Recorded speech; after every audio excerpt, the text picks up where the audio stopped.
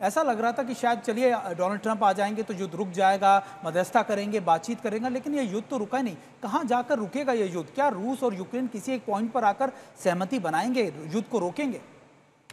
देखिए, युद्ध शुरू करना आसान है, पर युद्ध को ख़त्म करना आखिरी बंदूक की गोली के ऊपर डिपेंड करता है। और कुछ शक्तियां ऐसी हैं जो चाहती हैं कि ये युद्ध चलता रहे।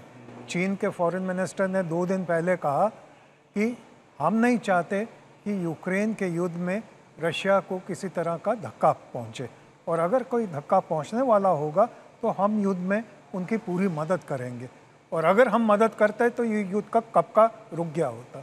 चाइना को ये है कि ये युद्ध चलता रहे ताकि पैसिफिक की तरफ से अगर उनका कोई इंटरेस्ट है, पैसिफिक या और किसी देश के लिए उनको कुछ युद्ध का इंटरेस्ट है, तो अमेरिका ना कूद पड़े। सो ये बिल्कुल स्पष्ट शब्दों में चाइनीज़ फॉरेन मिनिस्टर ने कहा है 2 दिन पहले। और जहाँ तक अमेरिका का सवाल है, ये जो आर्म्स सप्लाई की बात है, ये सिर्फ इसलिए नहीं है कि वो देना नहीं चाहते।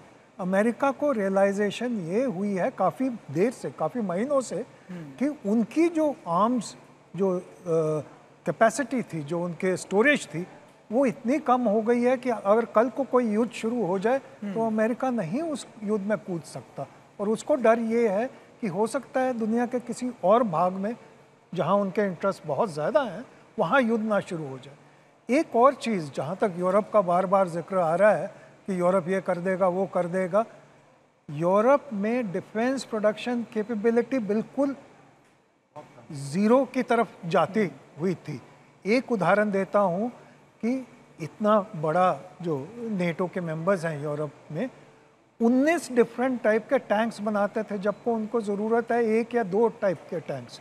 तो अब उनकी जो आर्मामेंट कैपेसिटी है थोड़ी सी इंक्रीज होनी शुरू हुई। रशिया ये सब जानते हुए चाहता है कि अब जो है, एक तो ज़ेलेंस्की निकल जाए, क्योंकि वही आदमी है जिसको सबसे ज़्यादा इंटरेस्ट है कि युद्ध चलता रहे और वो बना रहेगा।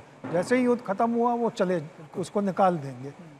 दूसरी चीज़ ये है कि रशिया एक बार ये यूक्रेन वाला जो झगड़ा है सदा के लिए ख़त्म करना चाहता है। ये नहीं कि आज बंद हो गया, अगले साल फिर शुरू हो जाए।